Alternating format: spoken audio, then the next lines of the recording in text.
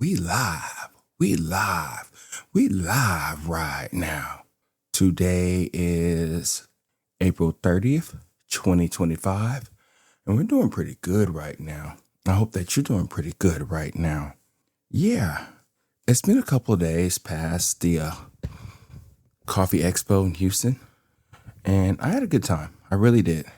Again, it's one of those things or experiences that it's hard to talk about until you experience it, and you kind of want it all the time. I see why people go every year to this thing, and this is a sober talk about the whole expo. And like I said, I had a good time. No real complaints. Met some people, some I'll keep in contact with and all that good stuff. But this is time to get real about a couple of things as we talk about the Specialty Coffee Association or the specialty coffee existence. I know they're about to change their name and all that good stuff. And I just want to talk freely about things that I saw, things that I witnessed, and things that I got from other people. I do have a couple notes that I want to talk to make sure that I don't lose anything.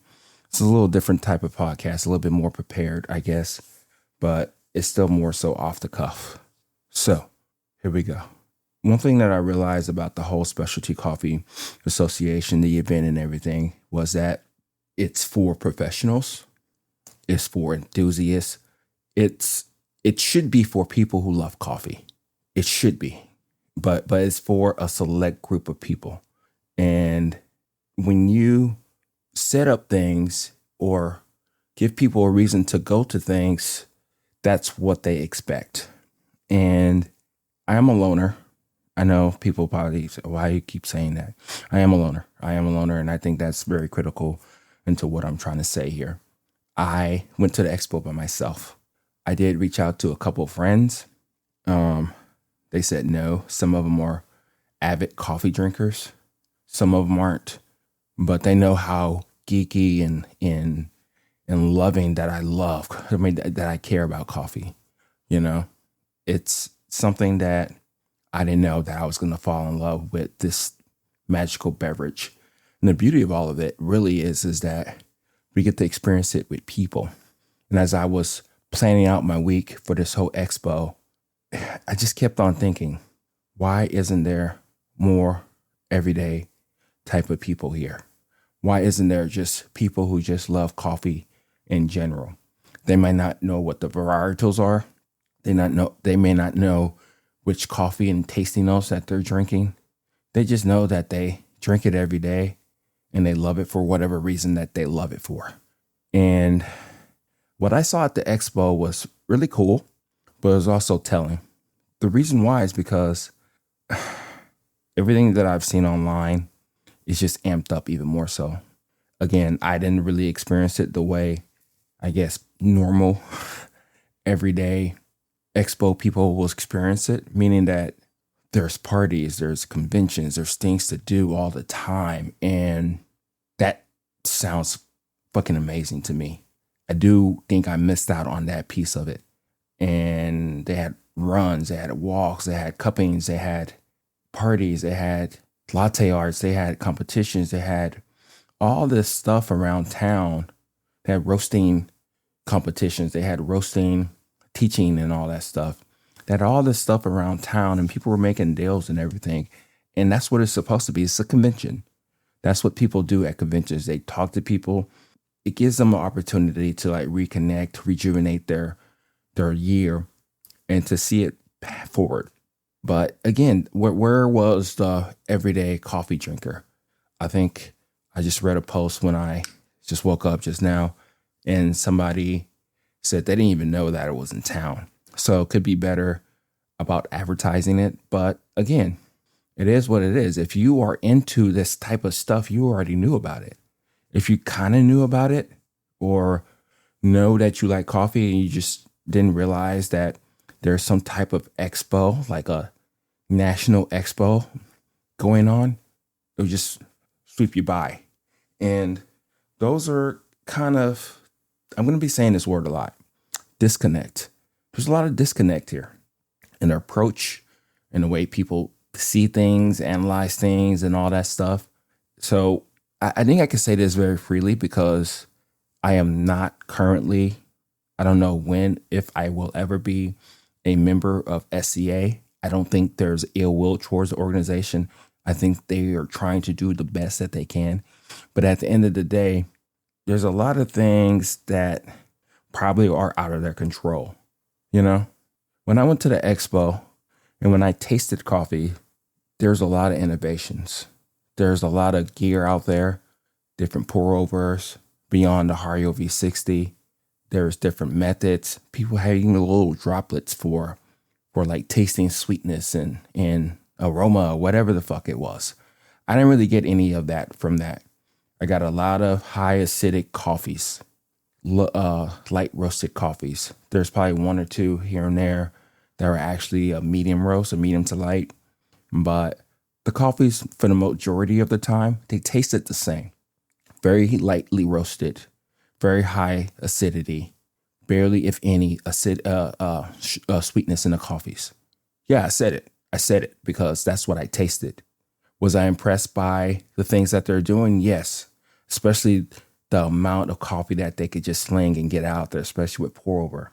But something about the state of coffee, of what I've noticed or realized for the very longest, is that there's a lot heavily influenced in espresso based drinks, milk drinks, meaning that if you're going to doctor your drink, it's got to be an espresso, a cappuccino, latte, macchiato, my favorite. But don't you dare put creamer in your drip coffee, and it better be a pour over. Those are some of the things that I saw. Those are some of the things that I witnessed.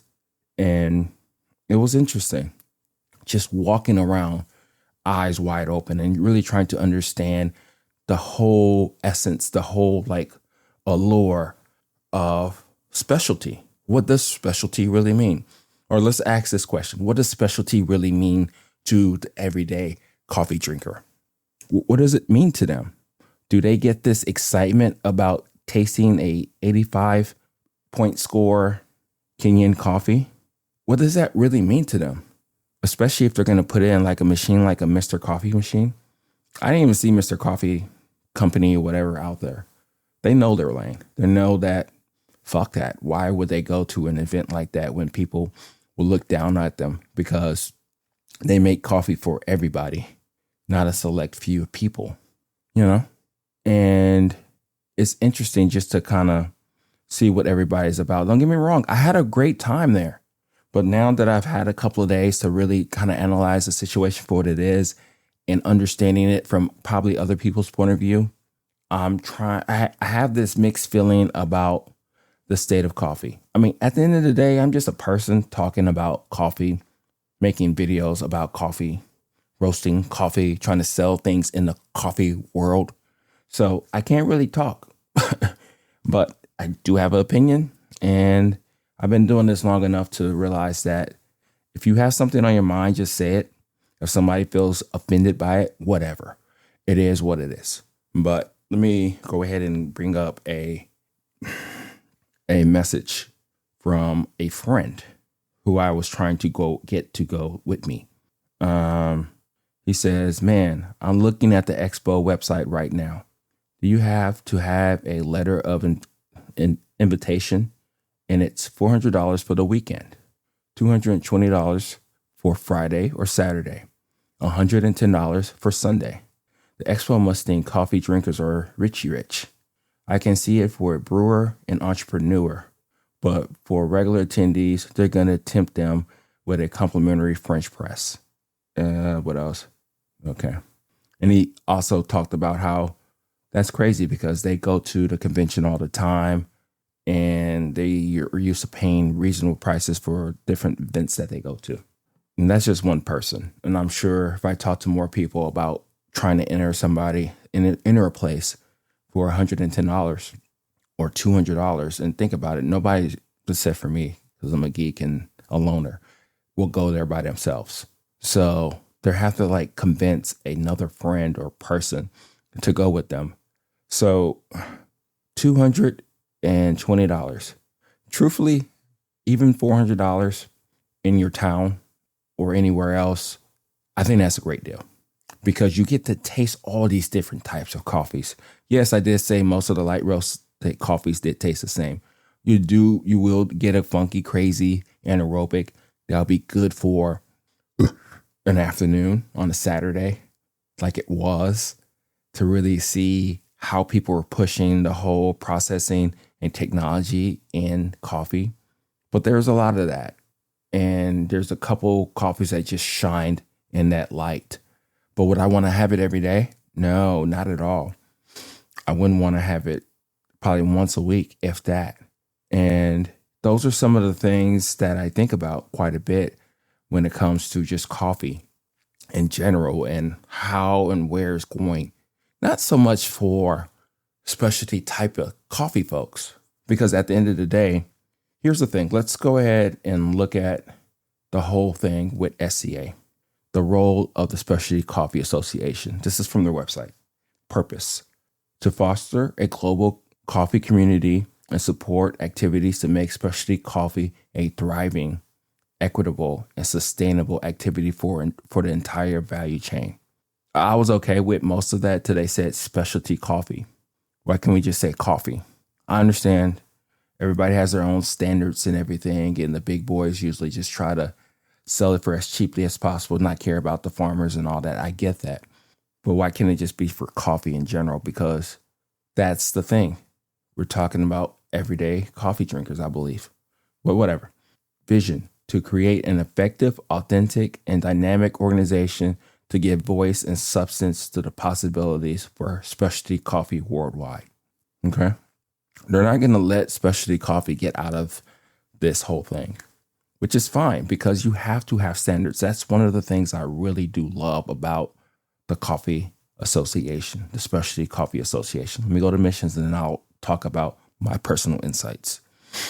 Engage, inspire, expand a sustainable global special coffee community through leadership, events, education, and research. They did that this weekend. They do that fucking all the time, which is awesome. And they're on their mission. They have so many different events. They have specializations in roasting and Q grading because, I mean, that stuff matters. It does matter because at the end of the day, you're trying to give somebody the best product that they can actually have. And that's one of the biggest insights that I do love about specialty coffee. Setting the bar, because at the end of the day, if you don't set the bar for anything, everybody's going to be the same. I know I just said that all the coffees tasted the same, most of them, but whatever. That's besides the point. Setting the bar with light roast, whatever. We have to set the bar here. At the end of the day, we have to give a shit about things that we do, especially something that we have pride over. And if you don't have the right standards to do something, then what are we really doing here? Because at the end of the day, that's also really about how much do you care? All the people that I talk to there, they have different gadgets, they have different tools, they have mini roasters in order to make sure their profiles was right. They cared about customer service. They cared about how they poured the coffee. They engaged people, most of them. Some of them are still kind of weird, but whatever. That's people in general. So this is not a special coffee association issue. That's just people in general. People are going to be peopling, right? But you have to give a shit about what you're doing. And I don't take that away from nobody. And what that does, it just starts to elevate everybody else in this whole thing. Yeah, that's pretty fucking cool. And if you don't have standards, high standards about what you do each and every day, then go fuck yourself. Yeah, I said it. Okay, whatever. But I guess what I'm saying here, I don't want this to be too long. I just want to talk about really about the disconnect where we're at with this whole thing. Because this event, to me, at $400, if I went the whole weekend, I went Friday and I went Sunday. So I spent $300. So I saved a little bit of money. The peak day supposedly is Saturday. Everybody was there. They still made a lot of money, which is fine. I'm not mad about that. But I guess the disconnect as I looked through the list of things to do, because I would have taken a class. I think the classes themselves were $200 or $300 separately. I don't know if I read it right for different various things or upstairs in different rooms and all that stuff.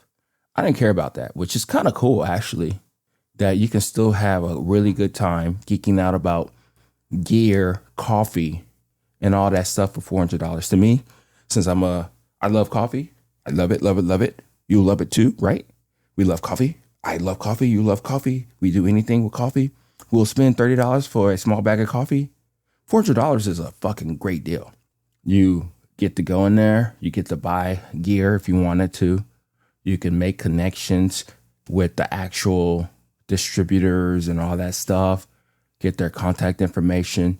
You can taste so many different coffees. Yes, I did say most of them were light roast, but some are really interesting. I'm not going to lie. When would you get a chance to taste like a pioneer's coffee that started geishas literally around the world and see her right there with one of the roasters?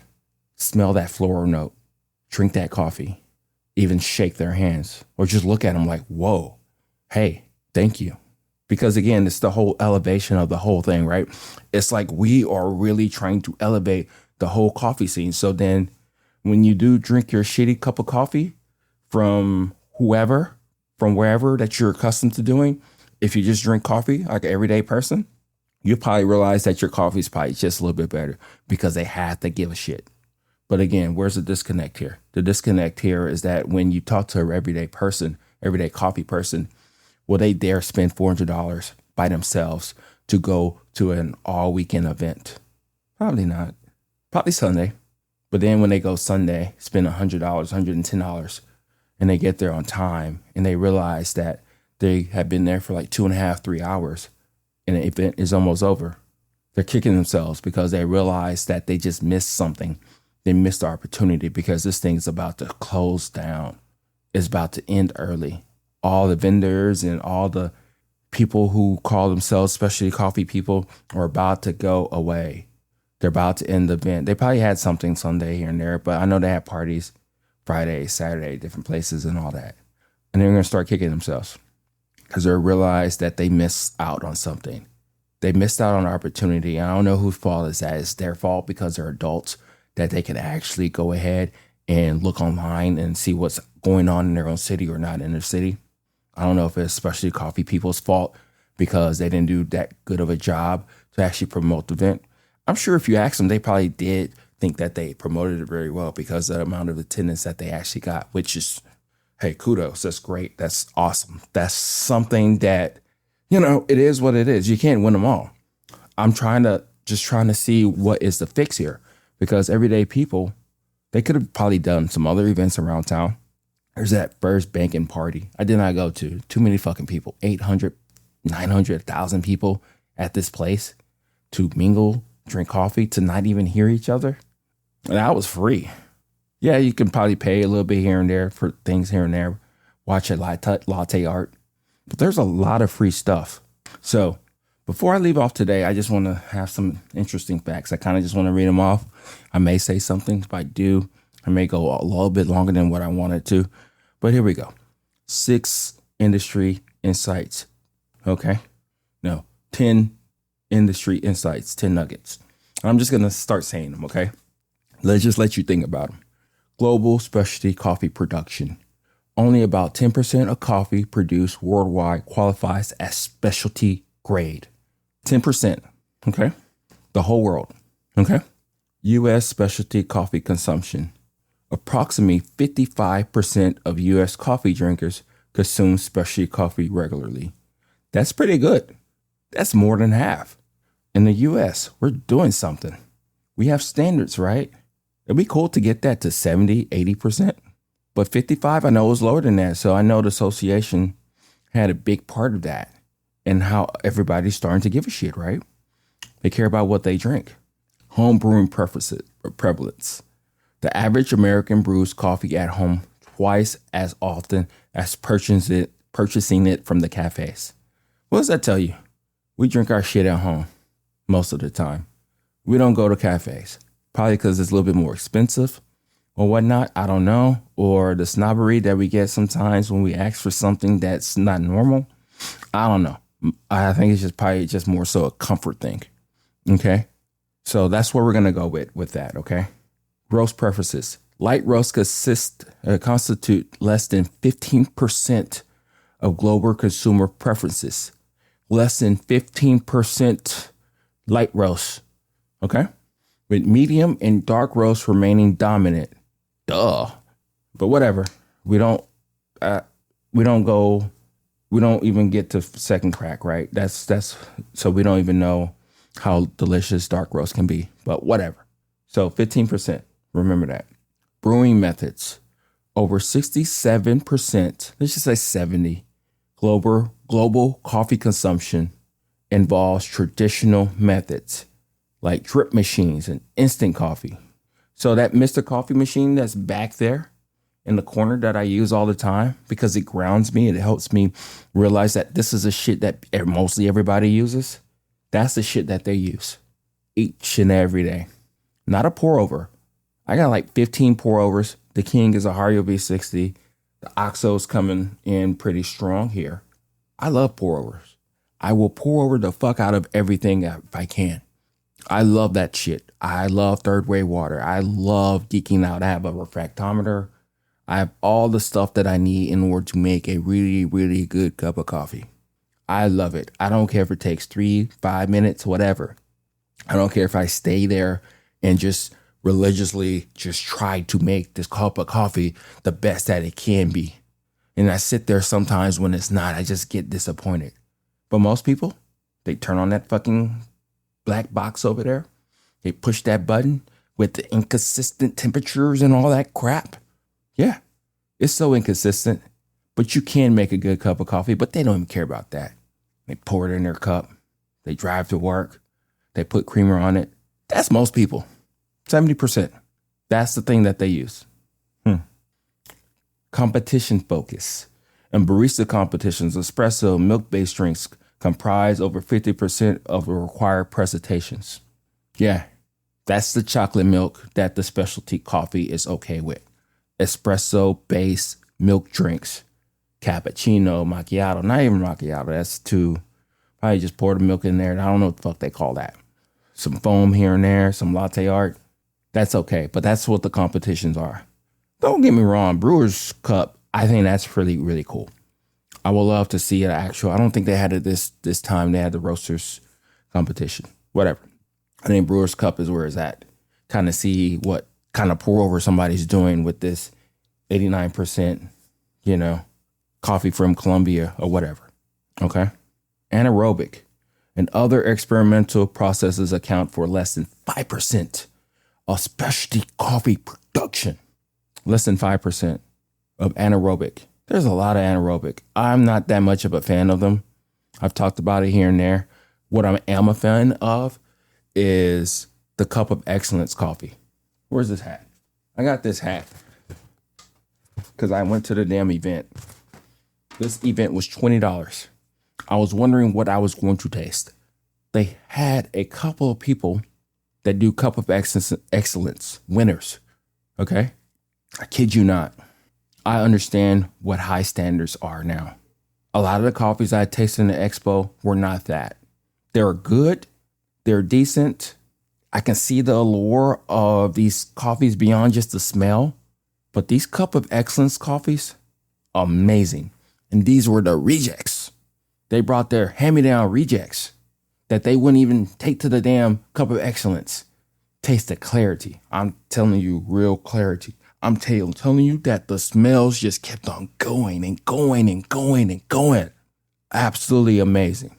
Intoxicating, really intoxicating. And the flavors were clear. Probably 1 or 2 notes, but you knew exactly what the hell you were tasting. It was drip. It wasn't cupping. It was great. Yeah. Fuck anaerobic. Let's just get back to the basics of really giving a fuck about the process even more so. SCA, let's just give a fuck more.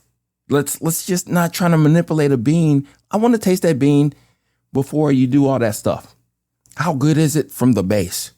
Whatever. That's me just talking about that. Less than 5% growth in specialty coffee. Since 2015, specialty coffee consumption in the U.S. has grown by more than 25%, yet traditional drip coffee remains prevalent. So what does it tell us? We need to continue to see what we can do for the everyday person. So I'm okay with high-end drip machines. Like I'm thinking about getting a Wolf, a $400 drip machine. I don't know why. I just want to test it. See how it does with my $20 Mr. Coffee machine. I'm sure it's probably better in some way. Look, I got a Wolf toaster oven. It's pretty awesome. Whatever. Just curious, but let's just see if we can get people to drink good coffee out of good machines or machines in general. Because I think people are sleeping on the Mr. Coffee machine. It's a couple little tweaks, not crazy. You don't have to crazy mod it to make a good cup of coffee. Let's promote more drip coffee to people and let them realize that they can have fantastic coffee in a drip machine and move on with their day. Okay. So standard drip coffee maker remains the most popular device. Used by over 40% of consumers. I'm not gonna lie, some of these little percentages, but some of them, like, whatever, it is what it is. Primary motivation. The leading reason people drink coffee is for comfort and routine, surpassing flavor, complexity, caffeine needs, comfort and routine. I think we do have that too in specialty. We care about the routine. I'm about to make a cup of coffee. I'm going to enjoy it. I'm going to see what I make with this medium roast Brazilian that I'm still testing out. But it's for comfort, something they're used to, routine, not complexity, not flavor. That's what I care about. But I think we can do all that stuff together and then everybody rides together. Caffeine needs, whatever. So I guess what I'm saying here is that we just need to do better, be better to help out the everyday coffee drinker. It's a different type of approach, I believe, but not that much different than almost anything. If we care about standards, we care about specialty coffee, I think we can figure out how we can get more everyday people into this whole thing. I'm going to do my part. I'm going to try, but at the end of the day, there's coffee for everybody. There's enough for everybody. And if we can make mostly everybody give a fuck some way, somehow, I think that's where we can be. Because is it really expensive to go to this event? Yes, it is. I got lucky. I'm in Houston. I don't know if I go to the next one. I think I would like to. We'll see what happens. But I know that I'll be spending $2,000-$3,000 to have a good time and to get accommodations and all that stuff and paying whatever price that it's going to cost.